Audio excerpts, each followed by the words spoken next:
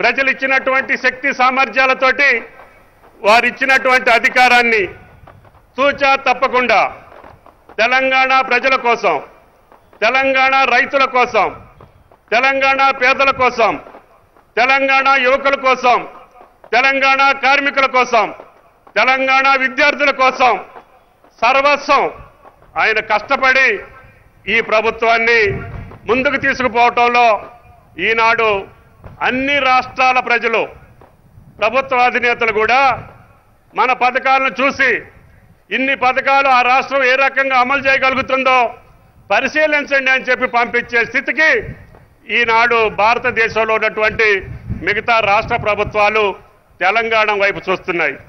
అందుకనే రాహుల్ గాంధీ గారి యొక్క ఆశీస్సులతో వచ్చినటువంటి ఈ యొక్క తెలంగాణ ప్రభుత్వం ఆయన కోరిక మేరకి ఆయన ఇచ్చినటువంటి సూచనలకు అనుగుణంగా కష్టమైన, నష్టమైన, ఇబ్బంది వచ్చినా రైతాంగాన్ని మరవకూడదు, రైతాంగం సుభిక్షంగా ఉంటేనే దేశం సుభిక్షంగా ఉంటుందని రాజీవ్ గాంధీ గారు ఇచ్చినటువంటి సూక్తులకు అనుగుణంగా ఆయన పాదాల చెంతన ఈనాడు ఇది మనం చేసుకునే సంబరాలు కాదు, ప్రభుత్వం చేసేటటువంటి సంబరాలు కాదు.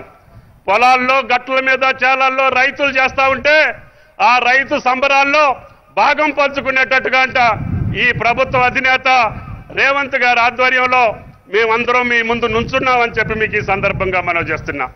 అందుకని ఈనాడు కొంతమంది కన్ను కొడుతూ ఉంది, కొంతమంది కడుపుప్పు పోతా ఉంది, కొంతమంది కళ్ళల్లో నుప్పులు పోసుకుంటున్నారు. ఎందుకో తెలియదు.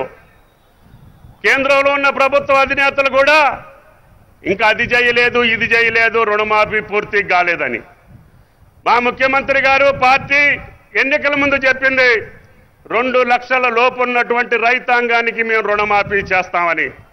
ఆయన మాట నిలబెట్టుకోవటం కోసం స్వాతంత్ర దినోత్సవం రోజున మేము 2 లక్షల లోపు ఉన్నటువంటి 25 లక్షల చిల్లర రైతులకి 21,000 కోట్లు వాళ్ళ ఖాతాల్లో జమ చేస్తే ఈ దేశాధినేతలకు అది పట్టదు. రుణమాఫీని గురించి ఆలోచించినటువంటి ప్రభుత్వాలు, పార్టీలు మా రుణమాఫీని గురించి విమర్శించే నైతిక హక్కు భారత ప్రభుత్వంలో ఉన్నటువంటి ఏ నాయకుడికి లేదు అని చెప్పి ఈ సందర్భంగా విజ్ఞప్తి చేయదలుచుకున్నాం. మీరు కూడా చేయండి. మేము 2 లక్షలు చేస్తే మీరు 4 లక్షలు చేయండి. మా రైతులు సంతోషిస్తారు, దేశంలో రైతులు సంతోషిస్తారు. ఆనాడు మన్మోహన్ సింగ్ గారు ఉన్న నాయకత్వంలో అయింది తప్ప మళ్ళీ రుణమాఫీని చేసినటువంటి ప్రభుత్వం రేవంత్ రెడ్డి గారి ప్రభుత్వం తప్ప ఇంకొకటి కాదు అని చెప్పి మీకు ఈ సందర్భంగా మనం చేస్తున్నాం.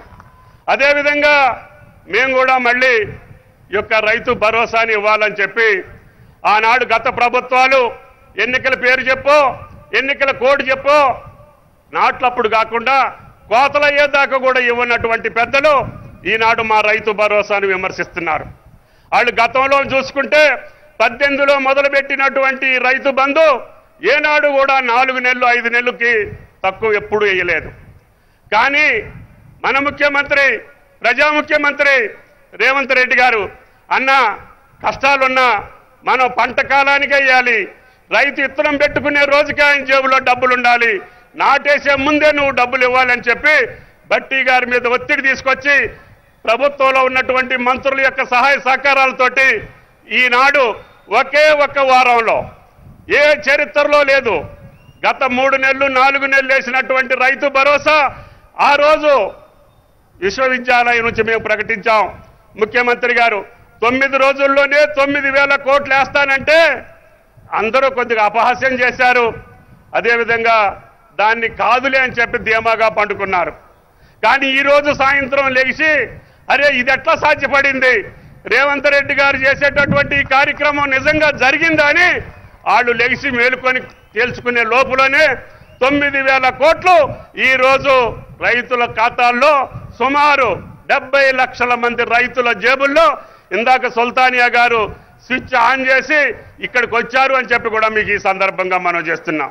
అందుకని ఈ ప్రజా ప్రభుత్వం కష్టాలున్నా ఇబ్బందులున్నా మాట తప్పని ప్రభుత్వంగా నిలవాలని మాకు ఇంకా అనేక కార్యక్రమాలు పథకాలు ఉన్నాయి. బట్టి గారు ప్రకటించేటటువంటి పథకాలు ఇంకా చాలా ఉన్నాయి. మేము పాత ప్రభుత్వంలో చేసినటువంటి ఏ ఒక్క పథకాన్ని కూడా రద్దు చేయలే. పేదలకి కావలసినటువంటి అన్ని పథకాలని కొనసాగిస్తూనే మేము ప్రకటించినటువంటి పథకాలను కూడా ఈనాడు కొనసాగించేటటువంటి శక్తి ఈనాడు ఆ భగవంతుడు ఈ ప్రభుత్వానికి రేవంత్ రెడ్డి గారికి ఇచ్చారని చెప్పి మీకు ఈ సందర్భంగా మనం చేస్తున్నాం. అది మీరు తెలంగాణ రైతాంగం ఇచ్చినటువంటి శక్తి, మీరిచ్చినటువంటి బలం. అందుకనే గ్రామీణ తెలంగాణ మా గుండెల్లో ఉంటుంది. ఎన్ని కష్టాలు వచ్చినా సరే రైతాంగాన్ని మర్చిపోయే ప్రసక్తి రాదు అని చెప్పి కూడా మీకు ఈ సందర్భంగా మనం చేస్తున్నాం. ఒకే ఒక సంవత్సర పంట కాలంలో 1,00,000 కోట్లు వివిధ రూపాల్లో రైతాంగాన్ని ఖర్చు పెట్టినటువంటి ఏకైక ప్రభుత్వం రేవంత్ రెడ్డి గారి ప్రభుత్వం. దానికి లెక్కలన్నీ చెబితే మీ జీవితకాలం పాలించినటువంటి ఏ రాష్ట్రం కూడా 10 సంవత్సరాలు పాలించినటువంటి గత ప్రభుత్వ కాలంలో కూడా 1,00,000 కోట్లు రైతాంగాన్ని ఖర్చు పెట్టినటువంటి చరిత్ర మీకు లేదు. కాబట్టి ఈ యొక్క రైతు భరోసాని గురించి కానీ రైతాంగ కార్యక్రమాల గురించి కానీ మీరు ఎక్కువ మాట్లాడి రైతుల్లో పలసబడొద్దని చెప్పి ఆ రాజకీయ పార్టీలకు విజ్ఞప్తి చేయదలుచుకున్నాం. ఇంకా మాకు చేయాల్సినటువంటి అవసరం ఉంది, ఇంకా మేము చేయాల్సినటువంటి పరిస్థితులు ఉన్నాయి. మేము ఇంకా అట్లా రూపకల్పన చేస్తున్నాం. తప్పకుండా మాకిచ్చినటువంటి 5 సంవత్సరాల కాలంలో మేము అన్నటువంటి అన్ని మాటల్ని నెరవేర్చి మీ దగ్గర శభాష్ అనిపించుకొని మేము రేవంత్ అన్న గారిని మళ్ళీ గెలిపించమని చెప్పి అడుగుతాం తప్ప వేరే లాలూచీ కార్యక్రమాలు మాకు అవసరం లేదు. ఆ రకమైన తల వంచేటటువంటి పరిస్థితి మాకు రాదు అని చెప్పి మీకు ఈ సందర్భంగా మనం చేస్తూ ఈ శుభ సందర్భాన వీటికన్నిటికీ కూడా అన్నిటినీ కడుపు కట్టుకొని